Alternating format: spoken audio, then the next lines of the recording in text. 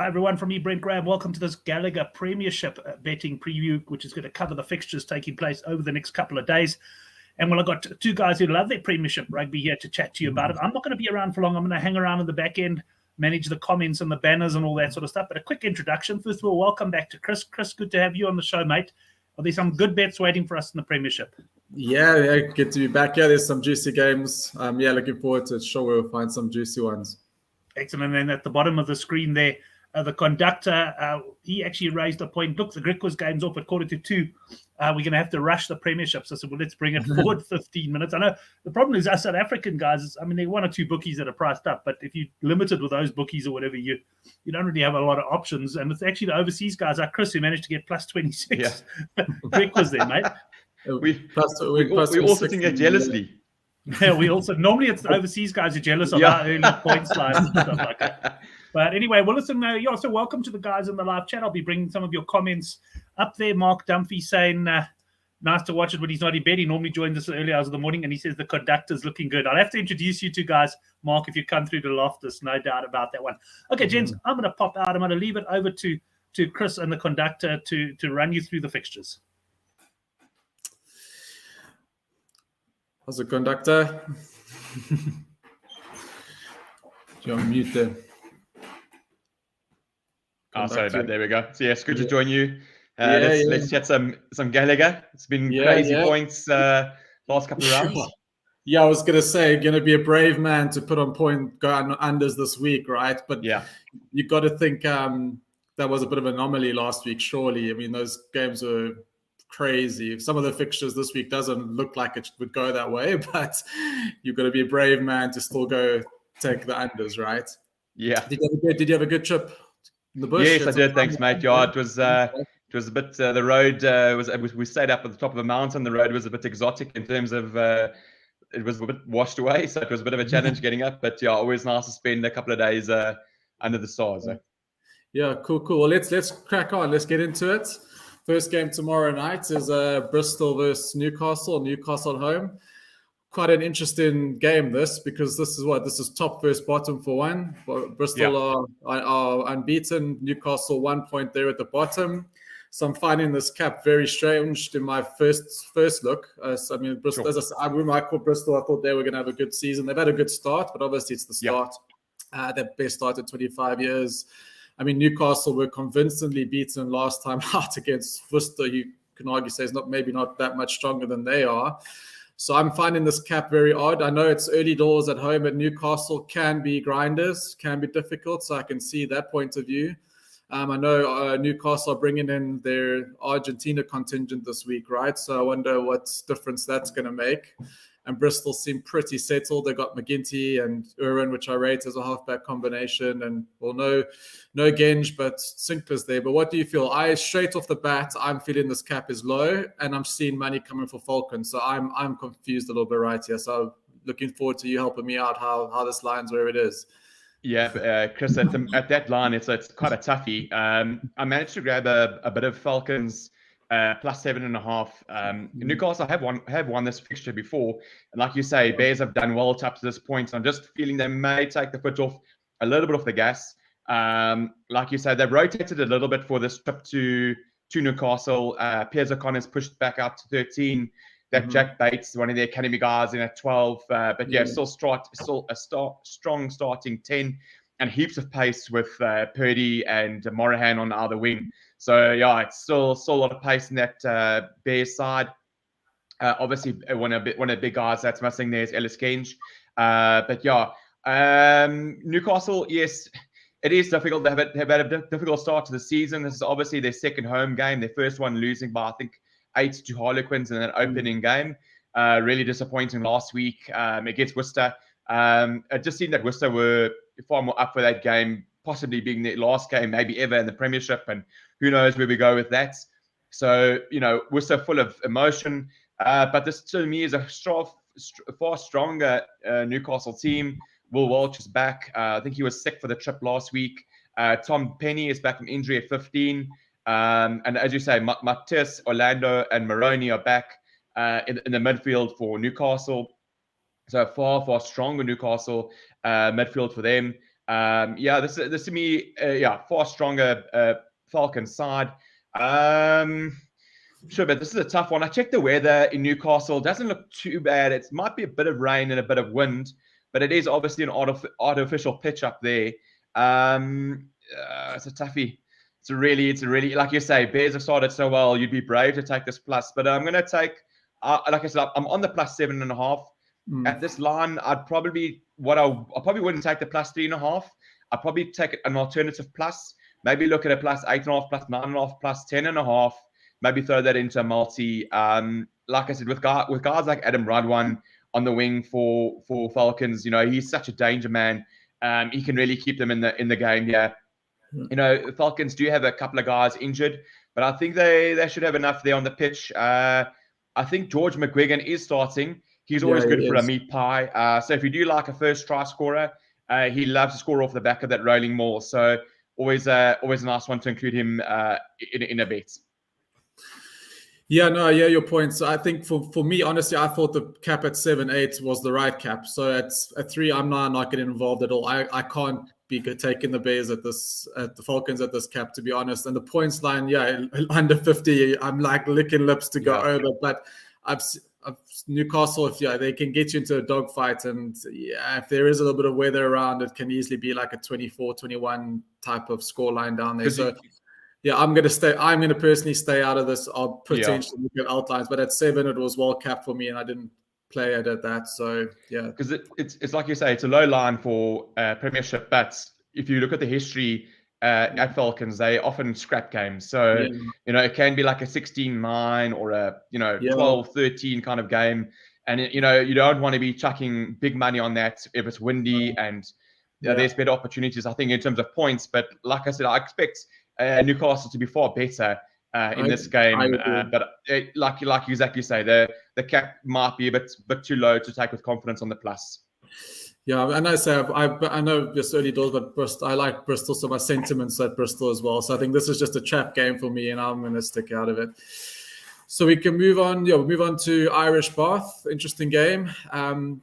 Another one that I would say, like shots points initially, but if you do look at the history, they don't actually go that much into the 50s or even above 60, which is quite interesting.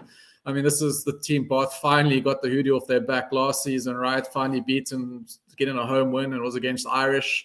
Irish just seem to be doing Irish things, scoring at will, but their defense just obviously doesn't give them the ability to close games out, which is a pity. So they get that right, they're top 6 side.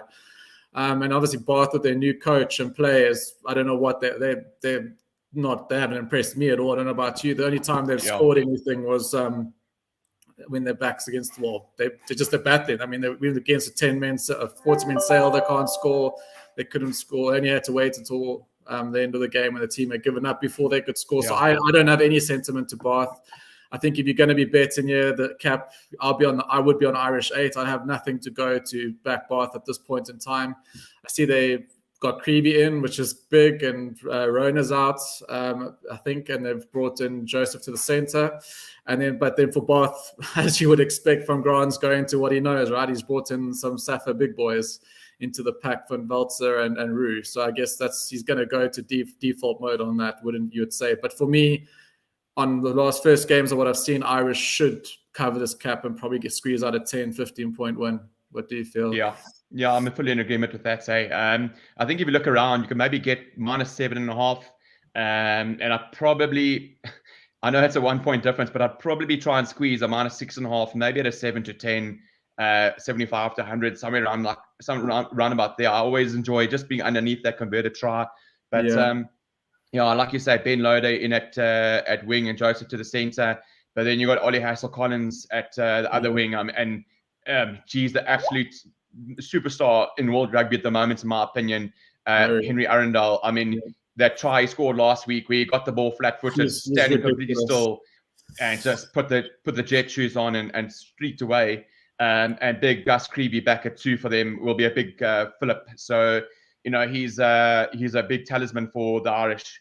I mean, look, Irish started well against I can't remember they played last week, but they started well. I'm trying to remember, I think it was Bears.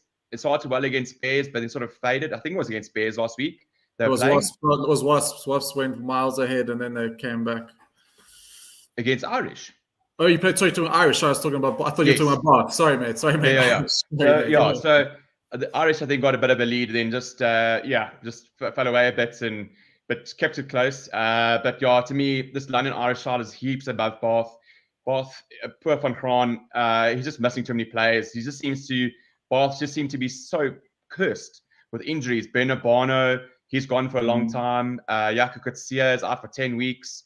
Chris Cloutey is out, broken metatarsal. I think Will Muir got injured in training. It's just heaps and heaps of injuries.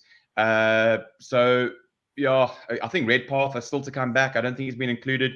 Richard de Carpentier, I think, is also injured. So just so many injuries for Bath. Got to take that. Got to take that London Irish. What I do actually like, and like you say, if you look at the history between the two, there hasn't been heaps of points. I think it's Carl Dixon on the whistle. I think it is Dixon. Let me just check quickly. Sorry. I've got it here in front of me. He's a neutral. Yeah, he's a neutral to overs ref. But like you said, hasn't been heaps of points in this games before. But I like Irish to cover the cap, and I also like Irish over 33.5. For me, they just got danger all over the park. And if we look at what Bath did against Wasps last week, their defense is awful, especially around the fringes of the ruck. Did you say Irish points of 33? 33.5, yeah, that's the bet. They're surely covering over 35, close to 40. Especially with like I said, especially with Paddy Jackson, he's so accurate off the tee. He just keeps that scoreboard ticking over. And an accurate 10 is so underrated in World Rugby in terms, especially when you want a good points line. And I think Irish will want to put a show on in front of their fans. Obviously, having lost the last two. Yeah. I like the Irish minus here, but I think the points is even safer in case Bath do want to arrive and put a game on, but they will still be giving Irish plenty of tries and opportunities. So, and you got Schroeder at 9. I mean, he's all right, but he doesn't make me excited either. I just don't know where they're going to get their inspiration from. Yeah. If Irish can hold out their maul, and I've got a maul inside of them as well, so it should be points. But 58 is also well capped as well.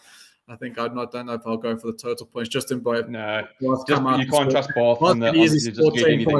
Bath can score 10 or 50, and we just don't know which one. I'm not ready to back taking them on to score points yet. Cool. We'll move on to Sale versus. These are the big matchups. Yeah. The rest of Saturday, so the big boys are clashing. Sale, Exeter. This is an interesting one because Sale have definitely a team on the app. And Exeter coming back to old Exeter, it seems like.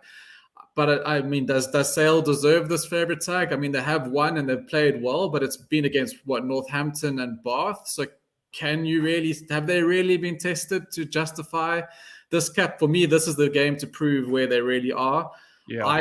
I would have had it a pick-em game, probably Exeter -1, but so I'm quite surprised. But look, maybe they deserve it, but I thought 3 points was quite generous. So it's quite a generous feeling towards them because, I think I would be on the plus here if I was taking the Lion cap. Yeah, it's a difficult one. Hey, really, because like you say are yet to be tested against a really quality opposition, being in the form of maybe a Saracens or Quins or like Exeter or Tigers and that kind of jazz. But so. The good start to the season. I think they've only played 2 against Bath and against Saints as well. So they've won both. Exeter, to me, Exeter, I don't know, they were fortunate to escape with a victory last week against Quins. They really folded badly that last 20 minutes. There was just no BMT from them in terms of maintaining that big lead. And, that pass right at the end could have gone really either way. It could have been construed forward and could have been flat. So Exeter, not a bad side. Obviously, the likes of Luke Cowan-Dickey coming back at 2 and Sam Simmons back at 8. These are obviously such big players for Exeter. But for me, they haven't been convincing. But they managed to win against Quins. They managed to win against Tigers. This is tough for Sale. Obviously, you got Tom and Ben Curry then at 6 and 7, the Dupree brothers, and loaded with Saffers in the side, and a big Manito Alangi bashing it up there in the centres. Just, there's always a question mark for me at 10, and 10 is obviously our favourites. Maybe not our favourite, Dupree, brother. Big Rob. So I thought this would be a choice game. This is a difficult one, man. I probably won't touch the cap. I think when we think of Sale, hey, we always think of maybe an unders team, but there's a lot of quality. There's a lot of quality strewn across this side, and these two sides. And with Wayne Barnes and the whistle, I just wonder if we can't sneak an overs there on over 50.5. I'm not going to go big in this game. It's incredibly tight. Two really good teams. Game break is all over the pitch. So I may have something as interest on an overs there with Wayne Barnes on the whistle. I've been just thinking. I actually like this points line. And usually these are a slugfest. Two heavyweights boxing out, and it doesn't go high, except for that one freakish game early in the year. I think it had 70 points, but besides that, it doesn't go much over 45. But Sale are scoring more points this season, and Exeter seemingly are giving points away. I think 50 is low. I think I'm capping this around 55. So for me, I would be on the over 50 if I'm taking the line over the cap, just in case it's a penalty difference either side of whoever wins this game. So I'm more confident on the over 50.5. Yeah. Of course, we move on to Saracens and Leicester, another juicy big one. These two have pretty much the home team I've seen in the last two games at home, they win, so it's kind of favoring the home team if you want. Saracens obviously came back from the doldrums last week against Gloucester. Leicester have been up and down. They've won, they win, they lose, they win, they lose. So there's not much to go on that as well, is there?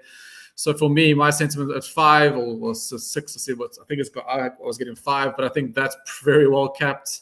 I think this is a Saracens win, but I don't think they're going to pull away too much, because I think Leicester are still Leicester. I think they're the champions. They still have it in them.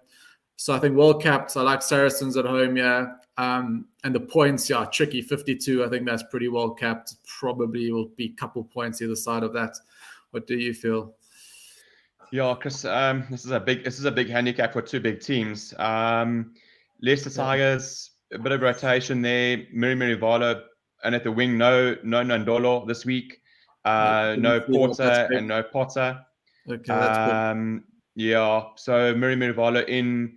I think Anthony Watson gets his nod for Tigers, and obviously the Wasps stalwarts in at 12. Gopeth. And obviously Freddie Stewart at 15, and no Dan Cole as well. I think he's on the bench. This is a tough one, and Saracens full strength side. I think Nick Tompkins is back in that centre. I really enjoy him. A bit of payback here for the Premiership final. I'd probably take Saracens coming in onto the bench, but that will strengthen them as well anyway. Yeah. And I see Pollard is also on the bench for Tigers. He'll get his first start if he comes off the bench for Tigers to start his Tigers career. For me, that cap is too big. I'll take Saracens on the board in a multi, but I don't think I might take something small on the minus, but I'm not going to throw anything big on this game. I looked at it. If anything, I'd take the minus, but Leicester.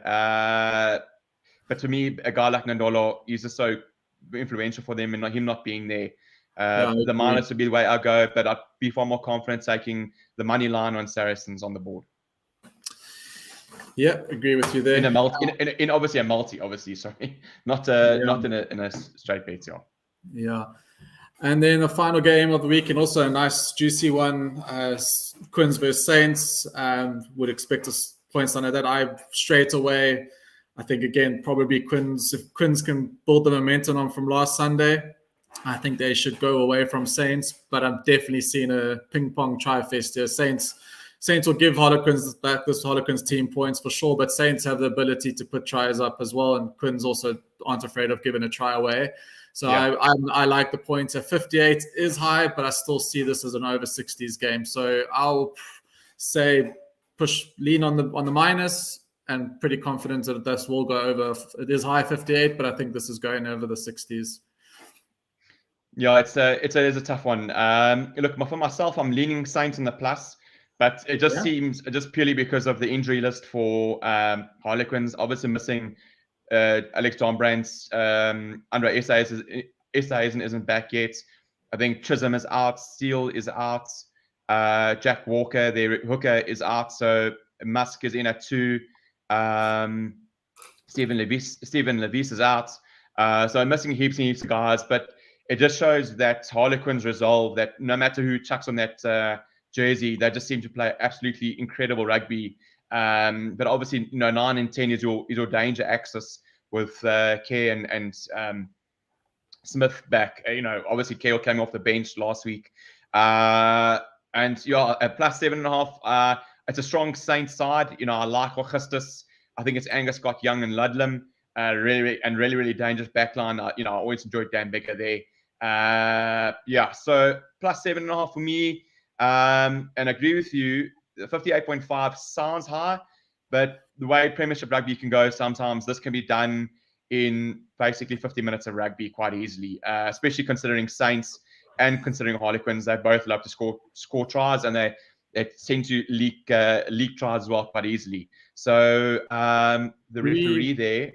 Sorry, I haven't had a quiz. I think it was. I think that sort of was a brace. But yeah, I think even if he's a bit of an unders ref, I still think you'll get points here. What I probably would do is then take something like over 51.5, over 52.5, maybe a lower odd, and then multi that with say a London Irish also overs, something like that. But I'd still take 58.5. Yeah, I think it's but even money would be a shoe-in, I think. I'm just worried they're gonna, because basically, what you've seen is a trend in Premiership rugby is these points lines as they open starts creeping up and up and up. Mm-hmm. And I think towards the end of last season, where I think most caps are opening above 60. So we just worried about that weekend where it self-corrects and there's a couple of low-scoring games. But when Harlequins and Saints play, you pretty much have to take something on the overs. Yeah, and that's agreed. I might even think about the Quins points, because I think at home we do. If the team sheets are to, Smith should be starting again. Yeah.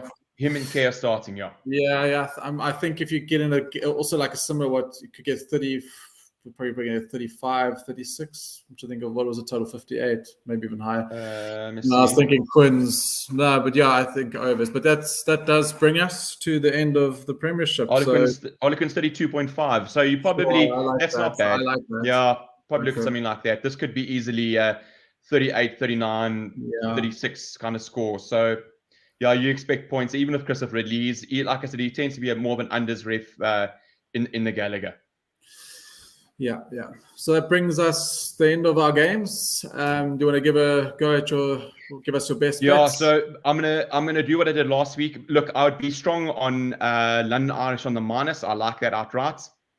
Looking at these fixtures, that's by far probably my strongest bet, considering how weak Bath are at the moment. There could be a bit of kicks of a dying horse of Bath just because of how many injuries they have, but I don't see it.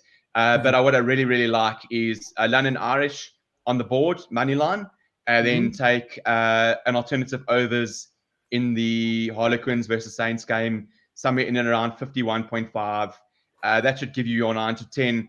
I did the same last week. I took Exeter on the board, and then overs in the London Irish versus Bristol game.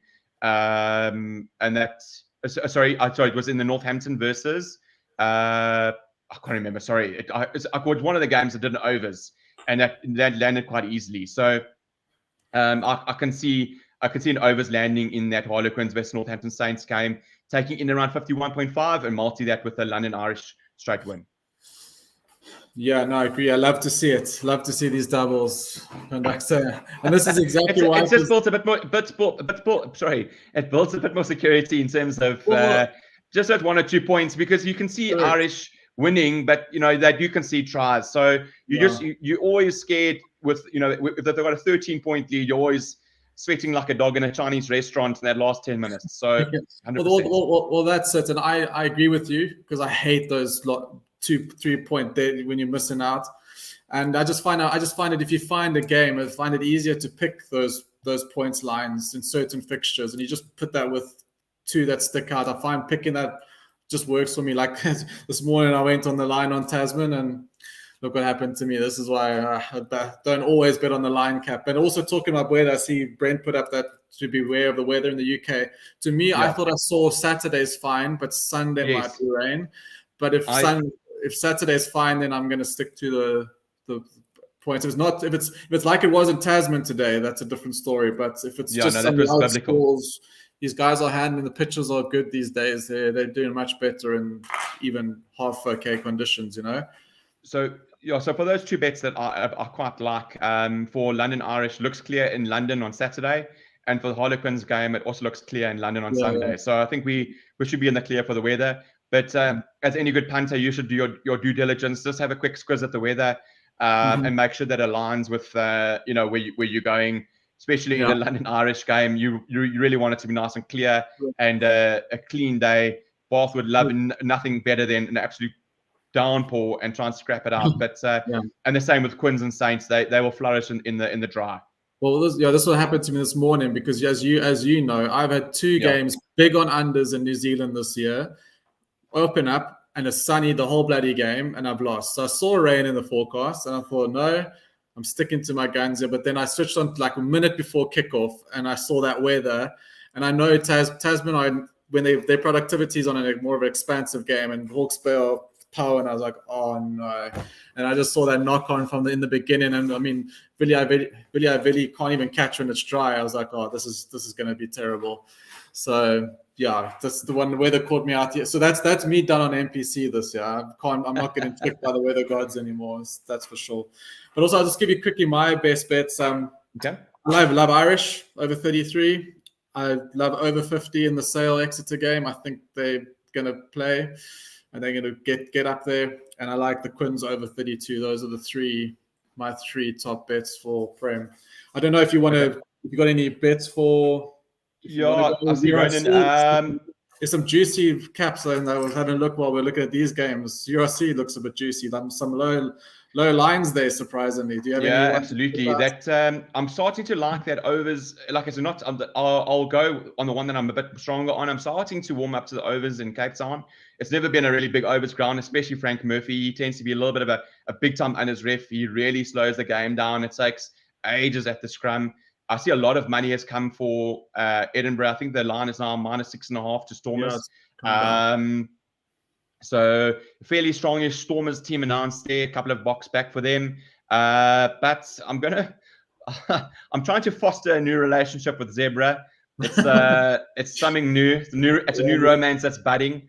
But I like don't bet the farm. But Zebra plus 33.5 away to Munster. It was something that Henrik discussed last night on the show. It's tough to trust Zebra, but I also do like Zebra over 10.5 points as well. Nothing massive, but like I said, it's something for a bit of interest. Well, Dragons put how much against them last week? No, Zebra's showed enough that they can cover that cap. Yeah, I think Zebra running the Sharks close and running Leinster close. Yeah, I think that seems like. If it's 10 points, that's one of the bets.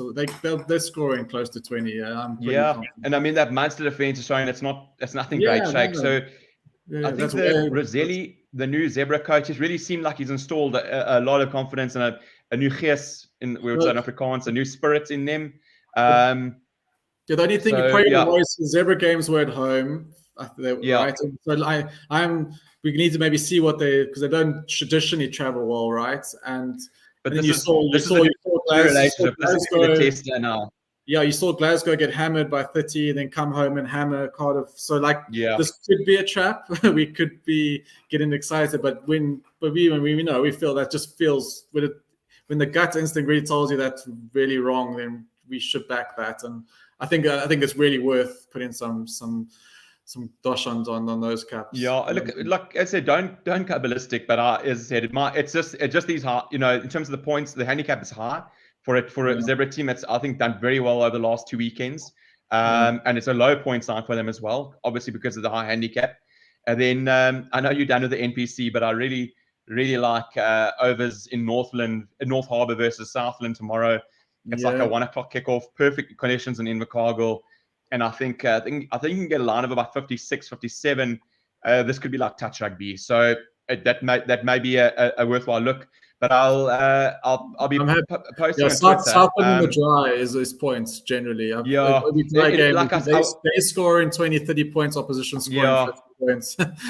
Northland don't have a backline. They've got wingers in their backline. It's incredible. Like just Mark Tillier Stevenson and Tibida Lee. So I've taken over 36.5 for North Harbour. That just seems too low. I can see North Harbour scoring 45 points against Southland. Southland on their last legs, and they'll just want to fling the ball around. So I like North Harbour to score a lot, and I also like points in that Northland versus Manawatu game. I also think it's going to be Northland just need the win to secure themselves a spot, and I can see that also being touch rugby as well. So nobody's going to try and defend there probably. So yeah.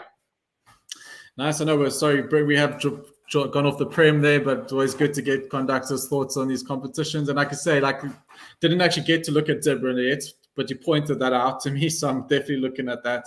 And I think also the Benetton and Glasgow and Sharks caps look far too low for me. I think as Henrik said last night, I think that Benetton really looks.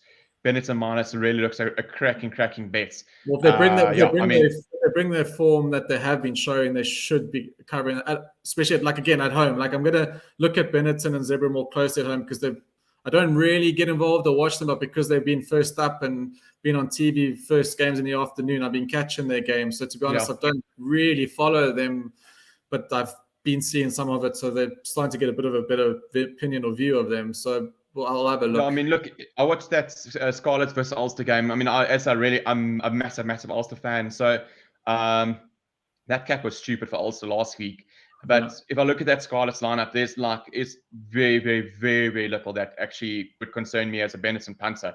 To me, I think if Benetton play the way they should play and the way they can play, they should cover I'd actually probably take an alternative minus here to -9.5. I think Benetton should cover this easily. Scarlets under Dwayne Peel just seem to be recycling the same crap week after week. Sorry, I don't know why. It just doesn't try anything new. I understand you've got some decent players like Jonathan Davies but some of these guys like Johnny McNichol, geez, I mean, he was a journeyman in his Crusaders days. I mean, I don't know. Benetton should take that one. I also think Cardiff will do okay against the Lions tonight. So I don't think they'll take them lightly after that Ospreys win. So I do like the Cardiff -5.5. Tulupe Falatau back at 8.